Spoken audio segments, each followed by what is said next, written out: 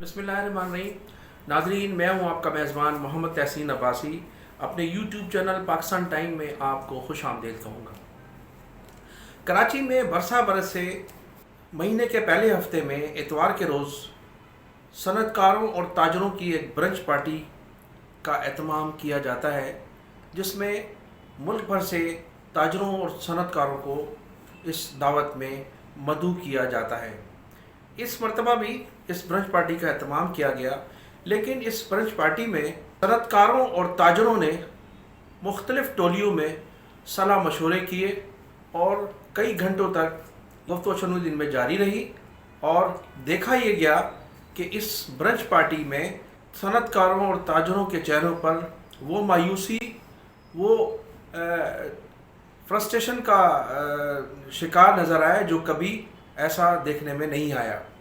بعض صنعت کاروں نے ایک دوسرے سے مشاورت کے بعد اپنے اپنے خیالات کا اظہار بھی کیا.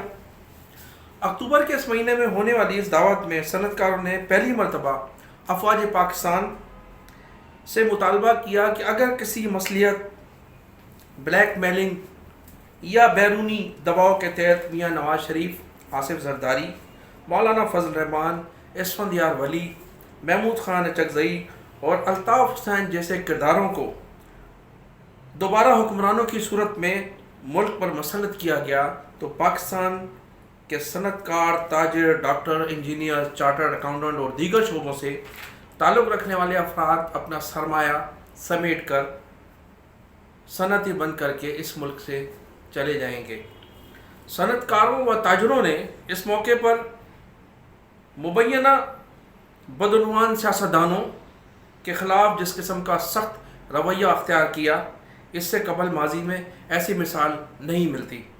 صنعت کاروں اور تاجروں کا کہنا تھا کہ الطاف حسین کے بعد نواز شریف، مولانا فضل الرحمان، محمود خان اچکزئی کا ہماری مسلح افواج اور وطن عزیز کے خلاف لب و لہجہ نہ صرف قابل مذمت ہے، بلکہ ان سیاسی رہنماؤں کی ان کی جانب سے استعمال کی جانے والی گندی زبان کے باعث فی الفور انہیں گرفتار کر کے کیفر کردار تک پہنچایا جائے.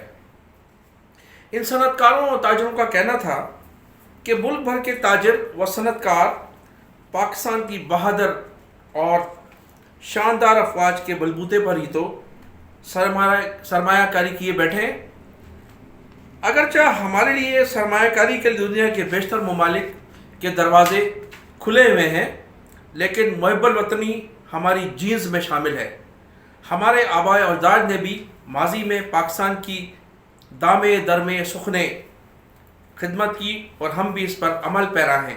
ہم نے اپنی اولاد کو بھی اسی تربیت سے نوازا ہے، لیکن اگر حالات نے ساتھ نہ دیا تو پھر دفن بھی باہر ہوں گے اور قدرت کا فیصلہ سمجھ کر اسے قبول کریں گے. صنعت کاروں کا کہنا تھا کہ ملک بھر میں سرمایہ کاری رک چکی ہے، اب انڈسٹری اور دیگر کاروبار کو بند کیا جانا باقی ہے. اس سلسلے میں بھی مشاورت کی جا رہی ہے. جب افواج پاکستان کے کرتا دھرتا صنعت کاروں و تاجروں کو یقین دہانی نہیں کر دیتے، ملک کی معیشت کا پہیہ آگے نہیں بڑھے گا.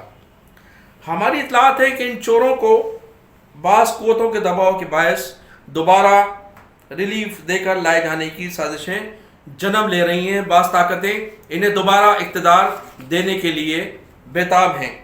اگر ایسا ہوا تو ملک کے لیے خطرناک ہوگا. ملک بھر کے ان صنعت کاروں و تاجروں کے دو ٹوک انداز میں کہا کہ وہ اس ملک کو خیرباد کہہ دیں گے. اب تمام کارخانے نواز شریف اور آصف زرداری ہی چلائیں، تمام مدرسے مولانا فضل الرحمان کے ہی حوالے کیے جائیں.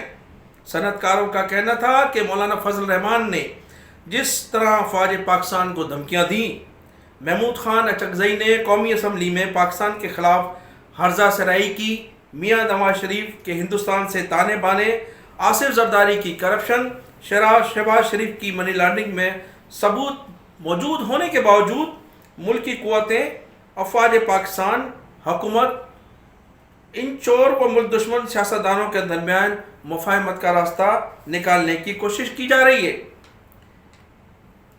اس سے خدشات بڑھتے جا رہے ہیں اور ملک میں کاروبار کرنا اور صنعتیں چلانا اب مشکل ترین ہوتا جا رہا ہے۔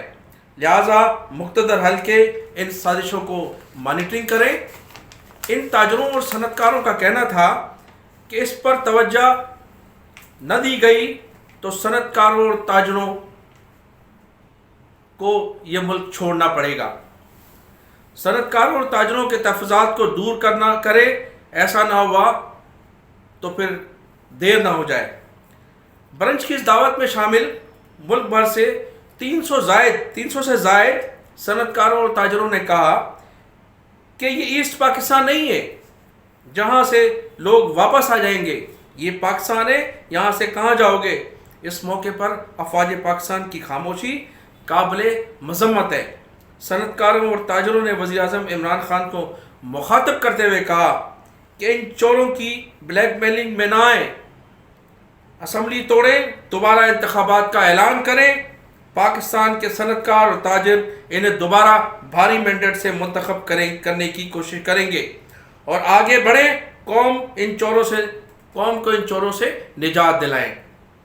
اس موقع پر اگرچہ مایوسی کا عالم تھا، لیکن بعض صنعت کار اپنے تحفظات پر قابو نہ پا سکے اور زاروں قطار روتے ہوئے دکھائی دیے۔ ان کا کہنا تھا کہ موجودہ دور میں انہیں اپنے خاندان کے مستقبل تاریک دکھائی دے رہے ہیں۔